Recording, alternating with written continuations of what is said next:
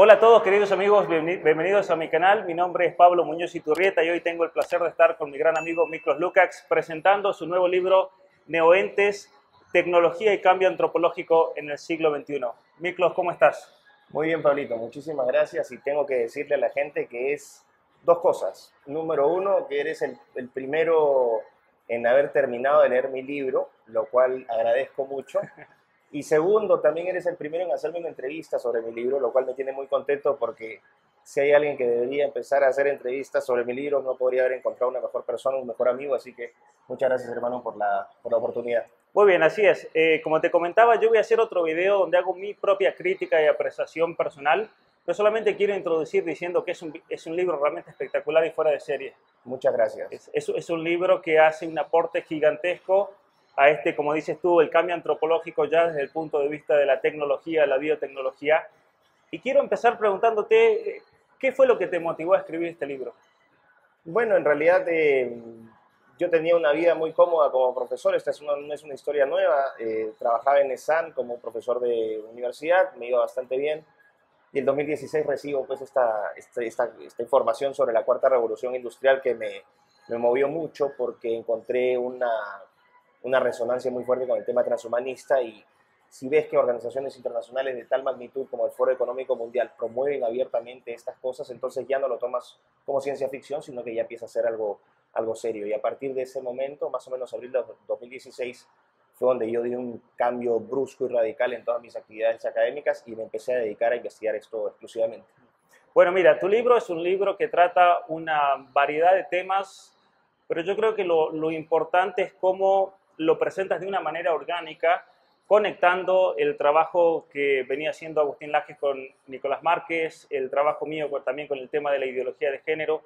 Tú le agregas esta nueva faceta a la transformación humana por medio de la tecnología, pero lo haces de una manera que en cierta manera se complementa de manera perfecta, diría yo, con los libros que veníamos trabajando nosotros. Y introduces aquí la variante del Foro Económico Mundial y la cuarta revolución industrial. ¿Por qué crees tú que a esta revolución se la presenta como industrial cuando, como acabas de decir, tiene en realidad un trasfondo y un objetivo puramente transhumanista y de transformación de la persona humana? Claro, es que inicialmente las palabras endulzan y el lenguaje es una herramienta política. Entonces, para hacer atractivo el paquete, lo que tienes que hacer es utilizar términos que la población de a pie no sospeche o que no generen dudas o que no den mensajes que sus proponentes quieren que no se difundan. Presentarlo como una cuarta revolución industrial, ya el concepto o la palabra de revolución es una palabra atractiva, sobre todo para los jóvenes. Cuando hablas de una cuarta revolución industrial, haces alusión al pasado, ¿no? A la primera, la segunda, la tercera. Y cuando hablas de industria, en realidad es un concepto también un poco ambiguo porque ya estamos pasando a un mundo post-industrial. Claro. Entonces, es una forma de enganchar a la gente a un concepto que tiene un atractivo, ¿no? Un atractivo semántico, un atractivo conceptual, pero que esconde otras cosas. Finalmente no se trata de una revolución de carácter política o económica, sino que, como demuestro en este libro, y después ya tú podrás hacer tu apreciación, es ante todo una revolución de carácter demográfica y es una revolución de carácter antropológico. Así que ese es más o menos el enfoque que le doy. Mira, una de las cosas, yo creo, o los ataques más comunes que vamos a escuchar, que escuchamos ya con el trabajo que viene, con este libro, es esa falsa apreciación como conspiranoicos. Sin embargo, yo al leer este libro, y puedo dar testimonio de eso, es un libro que está profundamente fundamentado, y yo que soy una persona que lee mucho sobre estos temas y todo lo que está conectado con esto, yo creo que es lo mejor realmente hasta el momento que presente un marco teórico que nos haga entender realmente lo que está pasando y tratar de incorporar la agenda de género, la agenda de cambio climático, la agenda de control demográfico, la agenda de transformación de la persona humana por el posthumanismo, el transhumanismo. En ese sentido, y por eso yo los quiero alentar a todos a que se formen y realmente lean este libro, que es de lo mejor que ha salido, al menos hasta el momento. Una cosa que a mí me impresiona y que realmente me impactó en el pensamiento, a mí me gusta leer libros que te hagan pensar. Y tú tienes un capítulo que me pareció muy original, una sección dentro del capítulo cuarto, cuando hablas sobre las aproximaciones teóricas. Yo creo que con eso derrumbas cualquier ataque de conspiranoico. Pero ¿qué nos podrías decir al respecto de las aproximaciones teóricas y cómo incorporas y cómo explicas toda esta agenda globalista y progresista? Claro, en realidad estamos hablando del capítulo 4, Ujú. ¿no? El subcapítulo 4.2. Así es. Así es, aproximaciones teóricas, donde yo me planteo ¿no? el desafío de, bueno, ¿cómo hacemos para pasar de la conspiración a algo que sea más palpable para la gente? Porque efectivamente, si uno se pone a pensar en la complejidad de organizaciones, instituciones, mecanismos, narrativas, uno se pierde, es imposible, y lo sostengo en el libro y te consta, que es humanamente imposible para una sola persona hacer sentido de toda esta red tan inmensa, ¿no? Ujú. La gente intuitivamente, y nosotros lo hemos venido advirtiendo también, estamos hablando de los grandes filántropos, de las grandes fundaciones filantrópicas, de los organismos supranacionales, los estados, pero yo dije, nada voy a ganar mapeando algo que nunca voy a terminar, porque ese trabajo sería un trabajo de un ejército de 200 investigadores durante 10 años, o sea, sería imposible. Entonces dije, vamos a ir a la raíz de cómo podríamos conceptualizar teóricamente este mapa, ¿no? Ujú. Y recurro a dos teorías. La primera es la teoría social de redes, ¿no? Social Network Theory, y también a la teoría de órdenes de acceso abierto y acceso limitado de Douglas North, Wallace y Weingast. Entonces lo que hago es, digo, estos esquemas teóricos pueden ser utilizados para mapear a las organizaciones. Entonces hablo, por ejemplo, en teoría social de redes, hablo de los nodos, ¿no? Los nodos vienen a ser las organizaciones y que dentro de una red, ¿no? Esos nodos van a estar conectados por enlaces, que son las instituciones, las comunicaciones directas, y establezco sobre la base de esta teoría que va a haber nodos que son centrales en base al número de conexiones o enlaces que tienen y que van a tener una posición de jerarquía preponderante en esta red que yo llamo la red progresista. Claro. Entonces, de esa manera, yo lo que estoy diciendo es, bueno, si hay alguien que esté dispuesto a trabajar esta parte, aquí tienen un modelo teórico para hacerlo. Y tú puedes dar fe que hace sentido completamente. Ciertamente. Mira, yo cuando estaba leyendo, y para que todos entiendan, cuando estaba leyendo la parte del marco teórico, en la mente iba conectando todas estas redes, se me iban presentando los logos de las distintas compañías, fundaciones, países, especialmente los de G7, el caso de Canadá, cómo es que realmente influyen dentro de la agenda de nuestros países, las agendas estatales, y realmente que esto, el aporte, no solamente yo creo que viene, como decías, de dar un marco teórico, sino también esto abre la puerta para una cantidad enorme en el campo académico de máster, de doctorados, investigación en el campo económico, en el campo político, en el campo de la cultura, de las ideas, en el campo de incluso mismo de la tecnología, de toda esta agenda progresista, cómo es que se va coordinando, porque realmente al dar un marco teórico, aquí dejas totalmente de lado cualquier ataque de conspiración. Es muy bien fundamentado y siempre se dice, no, ¿cuál es el marco teórico al momento de analizar algo? Yo creo que este aporte es único. Gracias. ¿No? Y por eso realmente yo estoy admirado, yo lo disfruté muchísimo, lo aproveché. Obviamente que hablas del transhumanismo, es algo que lo has desarrollado en muchos de otros videos y es algo que lo profundizas aquí en este libro. No quiero adentrar más en eso para invitarlos a ustedes a que lo lean, pero sí te voy a hacer una pregunta, que obviamente yo la entendí al final del libro, pero para animar a la gente a que lea este libro, porque va a ver esa tapa y dice, me da miedo la tapa. ¿Por qué se llama neoentes? Gracias, Pablito. Bueno, neoentes hace referencia a neo, que es algo nuevo, y entes, que es una criatura. Un ente es una criatura que puede existir, puede ser real o puede ser imaginaria. Entonces, es algo nuevo, ¿no? Una entidad, una existencia.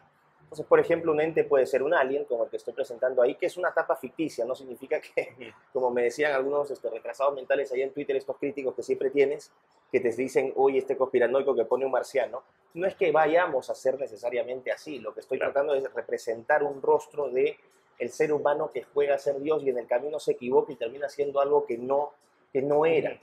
Entonces tú puedes tener neoentes, por ejemplo, las quimeras son neoentes cuando estás creando cosas a partir de la tecnología que no existen en la naturaleza. Entonces combinar genes de diferentes especies, eso ya ocurre, entonces eso es un neoente. Un neoente, por ejemplo, son todos estos transespecies. O sea, tienen una matriz humana, pero los sujetos mentalmente están disociados de su cuerpo. Eso es un neoente. Cuando hablas de los bebés Tamagotchi, o sea, cuando mencionan en el libro los bebés Tamagotchi, estas criaturas del metaverso que van a reemplazar supuestamente a los bebés físicos, eso es un neoente. Entonces, se abre sobre la base de la tecnología y la manipulación tecnológica de toda forma de vida, no solamente de los seres humanos, un sinfín de posibilidades que te abren una caja de Pandora. Al final, por jugar a ser dioses, podemos terminar destruyendo todo aquello que realmente era valioso, a pesar de todas sus limitaciones. Y lo que yo hago en este libro es advertir esa manipulación, y por eso la portada lo que trata de proyectar, que fue un un propósito deliberado de mi portada fue crear una proyección, una mirada lúgubre, una mirada tenebrosa, que asustara a la gente, porque efectivamente empezamos a experimentar con estas cosas, Pablo, y no sabemos qué va a pasar en el futuro. Claro. Tú hablas mucho aquí, especialmente al principio haces una buena introducción, obviamente para sentar qué es el ser humano. Si vamos a hablar de cambio antropológico, hay que primero sentar qué es el ser humano. Luego comienzas introduciendo la idea del progreso, el progresismo. Y hay una frase que tú la tomas de estos ideólogos de esta cuarta revolución industrial, que es la idea del punto muerto. El ser humano que va en un proceso de evolución, pero hemos llegado a un punto muerto y necesitamos de la biotecnología para poder dar ese salto evolucionario.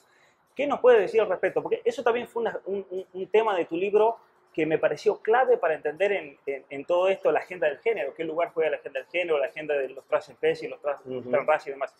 ¿Qué crees tú que es la intención entonces de fondo al plantear esa idea de punto muerto e introducir la tecnología para dar el salto evolucionario? Bueno, esa es la excusa que nos dan los proponentes de esta agenda, no solamente los transhumanistas, que es esta comunidad entusiasta, ¿no? Que trabaja, que se juntan en sus congresos medio raros. Yo tuve la oportunidad, de hecho lo menciono, que participé en uno. Estamos hablando de gente que promueve abiertamente esto, por ejemplo, en Silicon Valley. Esto es abiertamente promovido por multimillonarios. Lo documento abiertamente, como te constará, y sustento cada cosa que estoy diciendo con citas o con fuentes que son fuentes tomadas del contrario, ni siquiera son fuentes que uno ha tomado de blogs conspiranoicos.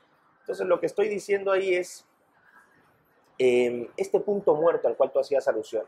La excusa es esa: hemos llegado a un punto muerto en la escala evolutiva. Curioso, porque ni siquiera sabemos todavía cómo funciona bien el cerebro humano. Claro. Pero ya nos han dicho que ya vamos a este punto muerto. Pero aparte, yo digo, si llegamos a un punto muerto, eso en cierta manera negaría entonces toda esa ideología del progreso. Absolutamente. ¿No? Porque es una negación del propio progreso. Es una observación que no había notado, pero es que es muy... O sea, te la voy a robar ahí en la segunda edición. Lo dije en la conferencia de ayer, que es la contradicción del mismo proceso evolucionario, ¿no? Ya no me la puedo chorear. Ya. No, está muy buena esa observación. Efectivamente, es una refutación de lo que tú estás sosteniendo.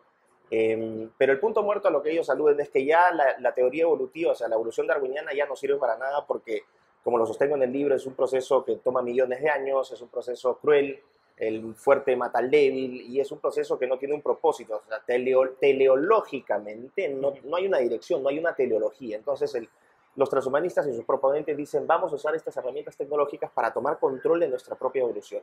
Entonces, vamos a cincelarnos de acuerdo a nuestra voluntad. Vamos, por ejemplo, a hacer que el proceso sea un proceso rápido. No tenemos que esperar millones de años, sino que empezamos a manipular genes y empezamos a crear nuevas especies. Vamos a hacerlo menos cruel. Entonces, vamos a usar la tecnología para promover, de hecho, una cultura hedonista, no solamente para los seres humanos, sino también para los seres sintientes, que son los animales. O sea, nos han incorporado ya la categoría de seres sintientes. No hay diferencias entre personas y animales. Ahora se habla incluso ya de la persona animal, o sea, una locura. Y también vamos a hacer que el proceso sea un proceso con una dirección, con una teleología, es decir, vamos a aspirar a crear un ser humano no a imagen y semejanza de Dios. Por eso es que choca también frontalmente con la doctrina del cristianismo, sino que de acuerdo a criterios arbitrarios de lo que algunos consideren que es perfecto o que no es perfecto. Y ahí entras un problema muy grande, porque finalmente estas decisiones no van a ser tomadas por millones de personas, sino que van a ser tomadas por quienes manejan, desarrollan, comercian y regulan estas tecnologías. Entonces, entramos a un potencial periodo de una asimetría de poder nunca antes vista en la historia, donde literalmente vas a tener a estos homo deus, a los creadores de estas tecnologías, y el resto. Entonces, es un futuro que no pinta muy bien. Miklos, otro tema del cual tú tratas en el libro con respecto a esta agenda ideológica es el tema del control de la población. Y lo presentas como básicamente el paraguas que cubre todas las otras agendas. ¿Eso por qué te parece que eso, por qué lo presentas de esa manera? Bueno, porque uno tiene que basarse en la evidencia finalmente, ¿no? Y una cosa es la evidencia y otra cosa también es en base a lo que tú tienes, a los elementos de información o pruebas que tú tienes. Tú de alguna manera no puedes llegar a conclusiones absolutas, que es lo que yo sostengo. De hecho, en mi libro te consta, yo no le digo a la gente la conclusión es esta, yo le digo a la gente: ustedes lleguen a su propia conclusión en base a las evidencias. Lo que aquí planteo es la necesidad de que la gente tome estos elementos que yo incluyo en el libro para que podamos llegar a inferir ciertas cosas o podemos proyectar tendencias. Ya la agenda de control demográfico no es nada nuevo, no hay nada de conspiración. Si no me creen, la política del un solo hijo, del hijo único en China es una cosa clara, las políticas de salud reproductiva de las mujeres, el tema de planificación familiar, Esto viene especialmente con mucha fuerza desde la segunda mitad del siglo XX y cito varios autores ahí con textos que han tratado este enfoque desde una perspectiva malthusiana. ¿Qué significa esto? Que todos estos efectos de control demográfico que son comprobables, que existen, se plantearon bajo la lógica de que habría un exceso de población y escasez de recursos y que en ese momento la trampa malthusiana se podrían generar una serie de problemas. El aporte original que yo hago es que no solamente supuestamente vamos a ser menos, sino que también vamos a ser mejores o vamos a ser seres humanos mejorados.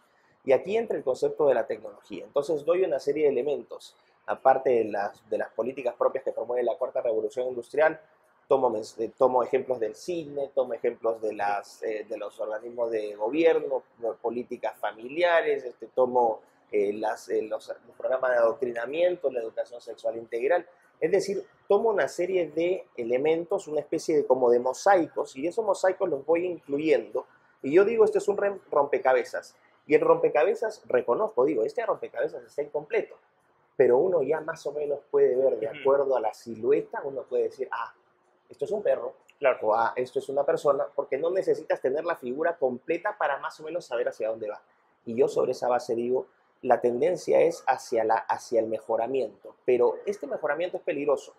¿Por qué? Porque sostengo también que la obsesión del progresismo por el sexo y la reproducción no es gratuito. ¿Por qué todo tiene que ver con sexo y reproducción? Porque lo que tienes que hacer es, literalmente, bajo este paradigma, ¿no?, de cambio climático, riesgo existencial. ¿Quién produce ese cambio climático? La especie humana. La especie humana, ¿qué hay que hacer para controlar el aspecto reproductivo? Para evitar ese riesgo existencial, vamos a intervenir su reproducción.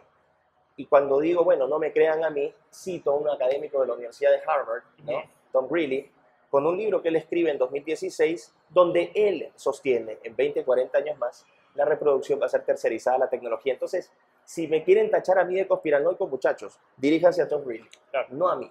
Simplemente corrobora lo que yo estoy diciendo y eso es terrible porque ahora, por ejemplo, lo que ustedes están viendo es todas estas intervenciones quirúrgicas en adolescentes, estas diversidades de género que no son otra cosa que la promoción de comportamientos sexuales no heterosexuales, claro, ¿no? El aborto que te reduce la producción de la población, o sea, no te lo reduce, pero te impide el crecimiento de la población, la eutanasia, el feminismo, que es la criminalización del comportamiento del hombre. Todo eso lo integro y, bueno, trato de hacer sentido y finalmente digo, no me crean a mí, ustedes saquen sus propias conclusiones. Bueno, hablando de la criminalización del comportamiento del hombre, incluso yo diría, como lo planteas, eso lo saco de tu libro, de la misma existencia del hombre, el plantear a partir de la biotecnología la posibilidad de poder generar seres humanos solamente de material genético femenino para eliminar la sociedad de hombres. Miklo, con respecto a eso, para que alguien diga, uy, conspiranoico, bueno, están las cuestiones de bioingeniería que están trabajando eficientemente en eso, pero también está toda esa corriente actual en el tratar de poner mujeres como líderes mundiales, líderes de empresa, porque si estuviesen mujeres a cargo, dicen ellos, el mundo sería mejor. Ahora, tú tienes un texto aterrador, pero no te voy a dejar que tú lo digas, con respecto a la eliminación del hombre. Bueno, se cree, obviamente, dices, oye, esta locura, este sujeto está hablando tonterías, ¿no? Ahí cito a un académico muy reputado, por lo menos en su área, que es un profesor de mi universidad, de la Universidad de Manchester, un experto en bioética, que es John Harris, que es profesor de Cambridge, es profesor de Oxford, es asesor de la Organización Mundial de la Salud, es experto de la Unión Europea, o sea, un sujeto que está altamente conectado. Y él en 1985 ya escribe un libro que se llama The Value of Life, o El Valor de la Vida, donde en uno de sus capítulos él habla de la necesidad de, él plantea la posibilidad de imaginar un mundo sin hombres. Claro. Y su justificación es, bueno, los hombres en realidad han sido un problema para la humanidad porque debido a la testosterona son violentos, son agresivos, son competitivos y todas las desgracias del mundo se deben a los hombres porque los hombres son una especie predatoria y competitiva. Y que el mundo sería mucho mejor si es que no existiesen hombres en el planeta y que idealmente a lo que deberíamos aspirar es hacia la feminización o el afeminamiento de la sociedad. Y uno dice, bueno, este sujeto está loco, pero después en el siguiente subcapítulo, Harris ya dice, bueno, en realidad no debemos teorizar tanto de esto, sino que debemos hacerlo. Y a ese subcapítulo lo titula sugestivamente La solución final, haciendo alusión al plan de Hitler para acabar con los judíos. Entonces, ¿y qué dice en este subcapítulo Harris? Dice, esto tenemos que hacerlo. Tenemos que ir gradualmente desfasando al hombre. ¿no? de la naturaleza hasta el punto en que entre en extinción y que sea una sociedad abiertamente femenina, donde la reproducción pueda realizarse a través de métodos artificiales, pero también, por ejemplo, como partenogénesis, que es un método de reproducción de reptiles, Claro. ¿no? Donde son óvulos que no son fecundados y que se van diferenciando hasta generar una copia exacta vamos a decir, de la madre del reptil ese que están haciendo. Entonces, claro, yo sostengo, yo no puedo decir que a partir de esta sola teoría de Harris, ¿no? Porque soy muy cuidadoso, ya, porque Harris dijo esto, entonces ya ahí está la prueba de que estamos feminizándonos. No, lo que digo es que Harris está conectado dentro de todo este contexto, dentro de todo este circuito, es una pieza más que caja perfectamente con las políticas feministas, que encaja perfectamente con las políticas del aborto y la ideología de género. Y nuevamente, esta analogía al rompecabezas creo que es muy útil, ¿no? Es un conjunto de piezas más para este enorme rompecabezas que te dicen, bueno, efectivamente, estas tecnologías, y consta que, porque las documento, se están llevando a cabo aplicaciones de carácter reproductivo en todo tipo de tecnologías, incluyendo la inteligencia artificial, incluyendo la robótica. Y tú dices, bueno, ¿hacia dónde va todo esto? Precisamente hacia la criminalización del hombre y quién sabe, ¿no? Esto no lo podemos saber porque es un fenómeno en proceso, no puedes concluir definitivamente, pero sí la tendencia es de que abiertamente se está buscando desmasculinizar al hombre, afeminarlo y darle posiciones de poder a la mujer, que ya lo ves también en complemento con la agenda feminista. Incluso yo creo que leyendo este libro ahí se entiende mucho mejor incluso el valor de lo que fue el libro negro de la nueva izquierda con su ataque a la agenda feminista, a la agenda homosexualista, el tema de la ideología de género, el por qué están tratando de deconstruir a los niños ideológicamente para prepararlos a todo esto. Si tú me permites una cosita, Pablito, tú dijiste algo muy importante, o sea, yo construyo un piso más sobre la base de lo que ya han trabajado autores como tú, por ejemplo, con tus 2 libros, lo que ha trabajado Agustín Laje, lo que ha trabajado Nico Márquez, es ponerle un segundo piso, creo que era un elemento que faltaba, que era clave, la tecnología, pero es un complemento a lo que han hecho ustedes y creo que eso potencia no solamente mi libro, sino que potencia todo nuestro trabajo, porque yo creo que empíricamente y conceptualmente valida todos los argumentos que hemos venido planteando. Entonces, me pone muy contento eso porque es un trabajo en equipo finalmente, ¿no? Ciertamente. Aristóteles decía que cuando tenemos que definir un acto, una situación, una conducta, la tenemos que definir con respecto al objetivo final. Y ese era el objetivo final que faltaba en todo este rompecabezas y que tú introduces. Una última cuestión que me gustaría comentar aquí, y me parece un aporte muy importante. Aristóteles decía que nosotros como seres humanos conocemos por medio de los sentidos, de la percepción, de lo material. A eso Santo Tomás de Aquino, por ejemplo, en su tratado sobre cómo el cristianismo se expande, el valor del simbolismo. Como el ser humano es un ser humano que conoce por los sentidos, los símbolos son esenciales para entonces transmitir una creencia, transmitir una filosofía, y tú introduces los símbolos del progresismo, algo totalmente original. Bueno, noté, mira, hablo de cambio antropológico y tú en la antropología tienes 2 grandes ramas. La antropología biológica, que estudia al ser humano especialmente en estos tiempos desde una perspectiva evolutiva, y tienes la antropología cultural, que se encarga de ver, ¿no? Sobre todo un enfoque comparativo de culturas entre diferentes etnias o territorios o poblaciones. Y es un elemento central de las culturas, son los símbolos, la simbología, lo que eso significa. Y yo establezco un símbolo central que es omnipresente, que es la banderita del arco iris. Y sostengo, este símbolo no es el símbolo de la agenda LGBT o de la comunidad LGBT, sino que es el símbolo del progresismo globalista. Y fundamento por qué es el símbolo del progresismo globalista, y llevo a cabo también una analogía con la Revolución Francesa, que fíjate, era una revolución de matriz secular, revolucionaria, anticristiana, ¿no? Que buscaba mejorar a la humanidad a través de ¿qué? De la ciencia y la tecnología. Esto fue en 1789, o sea, ni siquiera los progres son originales, hermano, porque se han copiado los revolucionarios franceses y los copian mal porque la calidad intelectual de esos pensadores con los que tenemos ahora, o sea, los pensadores progres son un mamarracho. Entonces, hablo del eslogan tripartito, que es el eslogan de, vamos a decir, de libertad, fraternidad, igualdad, que es el eslogan oficial de la República de Francia y la República de Haití. El eslogan actual que toma esa misma matriz revolucionaria, secular, cientificista es diversidad, igualdad e inclusión. Y te consta que en el capítulo donde hablo sobre los símbolos, ¿no? Las agendas, hago un listado de 40 organizaciones y que solamente fue una parte, ¿no? Para que se viera cómo ese concepto de diversidad es absolutamente falso, porque es de una endogamia intelectual, es decir, de una estandarización intelectual que empresas privadas, organismos supranacionales, fundaciones, el Comité Olímpico Internacional, la FIFA, Hollywood, todas tienen como un mantra diversidad, igualdad e inclusión. Y yo digo, este es el eslogan del progresismo globalista, cuya bandera es la bandera del arcoíris. Claro.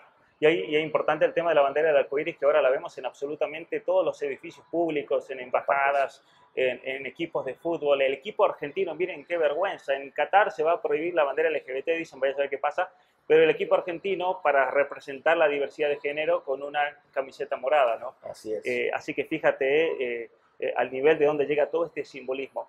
Bueno, Miklos, la verdad que felicitaciones, es un libro realmente tremendo, lo leí, pensar que estamos en la gira, levantándonos de madrugada, todo, pero no lo podía dejar de leer porque es un aporte gigantesco. Realmente yo los invito a que compren este libro va a estar disponible en muchísimos países del mundo. Aquí en la descripción de este video y en el link vamos a poner dónde pueden comprarlo, y a medida que se vayan abriendo en otros países voy a seguir poniendo los nuevos links con comentarios fijos, porque realmente te lo mereces, Miklos, y con este libro te has ganado un lugar entre los autores bestseller de nuestro continente. Bueno, vamos a ver si soy bestseller. Yo lo hago con la mejor intención. Creo que es un libro que complementa, como dije, el trabajo que ustedes han venido haciendo, que suma parte de este rompecabezas.